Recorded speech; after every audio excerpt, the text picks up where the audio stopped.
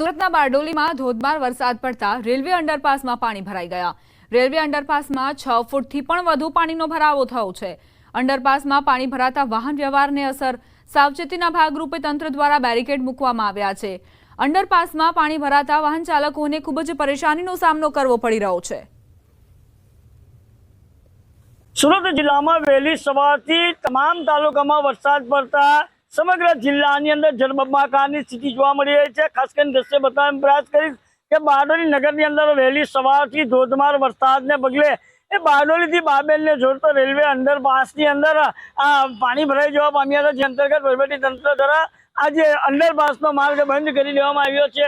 દ્રશ્યમાં જોઈ શકો છો કે આ રેલવે અંડરપાસની અંદર 5.5 થી 6 ફૂટ જેટલા પાણી ભરાતા હાલ વાહન ચાલકોને હાલાકી વેઠવાનો વારો આવી રહ્યો છે। હાલ જે બારડોલીથી બાબેલ તરફ જવા માટે રેલવે ફાટકનો જ ઉપયોગ કરતા રેલવે ફાટક ઉપર જે વાહન ચાલકોને હાલાકી પડે છે, ટ્રાફિકની સમસ્યા, ટ્રાફિક પણ એટલો થવા પામ્યો છે। વહીવટીતંત્રએ જે પ્રી મોન્સૂનની કામગીરી કરી હોવાનો દાવો કરે છે, પરંતુ આ દ્રશ્ય કંઈક અલગ કહી જાય છે કે પ્રી મોન્સૂનની કામગીરી માત્ર કાગળ ઉપર જે હોય એવું ચોક્કસપણે આ દ્રશ્ય જોવા મળી રહ્યા છે। કેતન પટેલ, ન્યૂઝ 18 ગુજરાતી, બારડોલી।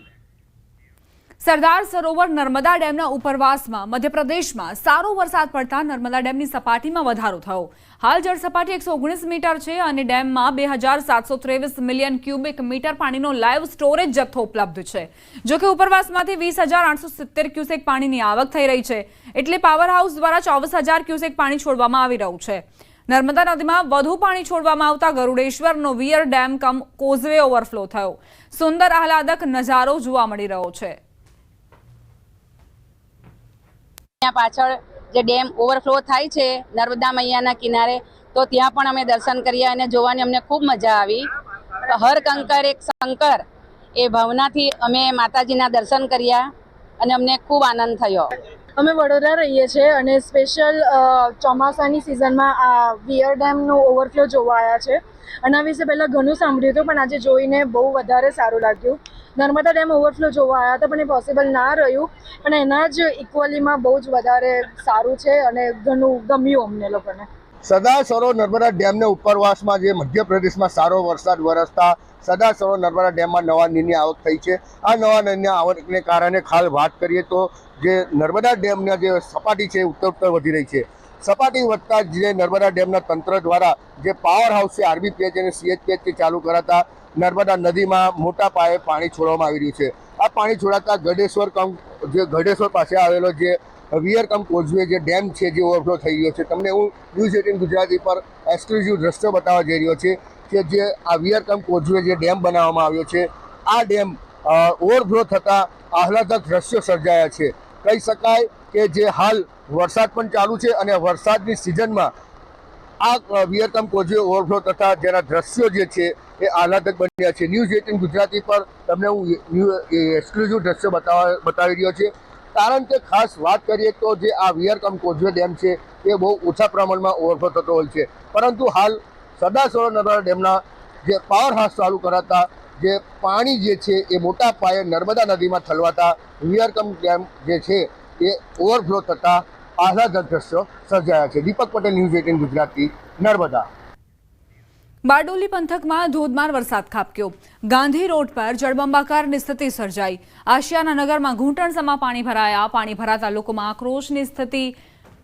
સુરત જિલ્લાના પણ વિવિધ તાલુકાઓમાં સાંબેલાધાર વરસાદ પડી રહ્યો છે। બારડોલીમાં પ્રથમ વરસાદે જ પાલિકાની કામગીરીની પોલ ખોલી નાખી। અનેક નીચાણવાળા વિસ્તારો જળમગ્ન થયા, જેના કારણે સમસ્યાઓનો સામનો નાગરિકોએ કરવો પડ્યો। બારડોલીના ગાંધી રોડ પર આવેલ વોર્ડ નંબર 6માં આશિયાના નગરમાં પ્રવેશતા ઘૂંટણસમાં પાણીનો ભરાવો હોવાના દ્રશ્યો જોવા મળ્યા। તો બારડોલીની સ્થિતિ આ છે કે પાલિકાના જે અધિકારીઓ છે તેમણે મોટા દાવાઓ કર્યા, વાયદાઓ કર્યા, પરંતુ હકીકત પહેલા જ વરસાદે ખોલી દીધી છે। જે પોલ હતી તેમની પહેલા જ વરસાદમાં ખુલી ગઈ છે। રસ્તા પર જળબંબાકાર, રસ્તો તરબોળ થયો છે પાણીમાં। ઘૂંટણસામાં પાણી ભરાયા છે। દુકાનોની બહાર પાણીનું સામ્રાજ્ય। હવે આપ અંદાજ લગાવી શકો છો કે વેપારીઓને કેટલી મુશ્કેલી પડતી હશે।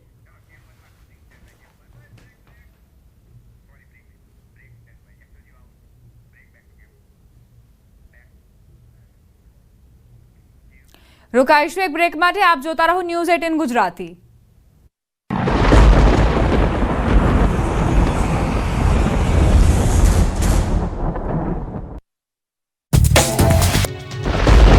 ઉત્તર ગુજરાતમાં વરસી આફત. સવારથી મેઘરાજાના મંડાણ, નદીઓ બની તોફાની. વહેલી સવારથી સાબરકાંઠામાં મેઘરાજાએ ભૂક્કા બોલાવ્યા છે. અવિરત પડેલા 12 ઇંચથી વધુ વરસાદને કારણે પાણી જ પાણી થઈ ગયું છે. વડાલીમાં 24 કલાકમાં 12.2 ઇંચ વરસાદ ખાબક્યો છે. વડાલીમાં ફક્ત 14 કલાકમાં જ 12 ઇંચ વરસાદ નોંધાયો છે. વડાલીમાં બપોરે 4 વાગ્યાથી વરસાદે જોર પકડ્યું હતું. જિલ્લામાં મોડી રાત્રે પણ મેઘરાજાની ધમાકેદાર બેટિંગથી ખેડબ્રહ્મા અને વડાલીમાં પાણી જ પાણી થઈ ગયું હતું.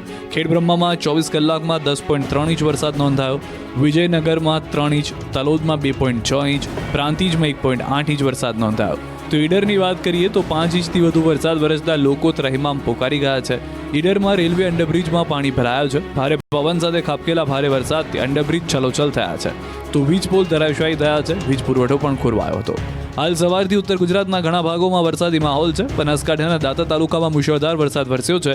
અંબાજી નજીક ઉકાંચલી નદીમાં નવા નીર આવ્યા છે. તો દાંતાના ઘણા ખેતરો બેટમાં ફેરવાઈ ગયા છે. સારા વરસાદને કારણે મગફળીના પાકને ભારે નુકસાન થયું છે. આમ સવારથી અવિરત વરસાદથી ચારે તરફ પાણી જ પાણી છે. અનેક નીચાણવાળા ગામ ફેરવાયા છે બેટમાં. ઉત્તર ગુજરાતની નદીઓ તોફાની બની છે. લેવલ કરતા નદીમાં પાણી વહી રહ્યું છે વધારે. હાથમતી, બુઢેલી, ઇન્દ્રાસી નદી બે કાંઠે વહી રહી છે. બનાસકાંઠાની બાલારામ નદીમાં ઘોડાપૂર છે. અંબાજીની ઉકાંચલી નદીમાં આવ્યા છે નવા નીર. ઉત્તર ગુજરાતમાં અરવલ્લી, સાબરકાંઠા અને બનાસકાંઠા જિલ્લામાં ભારે વરસાદને કારણે નદીઓમાં ઘોડાપૂરની સ્થિતિ જોવા મળી છે.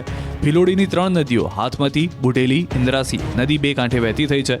આ તરફ બનાસકાંઠામાં છેલ્લા ઘણા સમયથી સૂકી ભટ્ટ પડેલી બાલારામ નદીમાં પણ ઘોડાપૂર જેવા દ્રશ્યો જોવા મળ્યા, જેના કારણે દાંતીવાડા ડેમમાં પાણીનો જથ્થો વધશે. આ તરફ અંબાજી પંથકમાં આવેલી ઉકાંચલી નદીમાં નવા નીર આવી ગયા છે. ઉપરવાસમાં ભારે વરસાદ બાદ નદીઓમાં પાણીની આવક વધી ગઈ છે.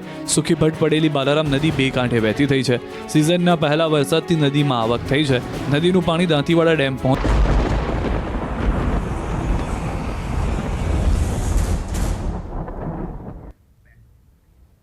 Welcome back. રાજકોટના ધોરાજી નજીક આવેલ ભાદર 2 ડેમ છલકાયો છે. ભાદર 2 ડેમના ઉપરવાસમાં પડેલા ભારે વરસાદ બાદ પાણીની પુષ્કળ આવક થઈ છે.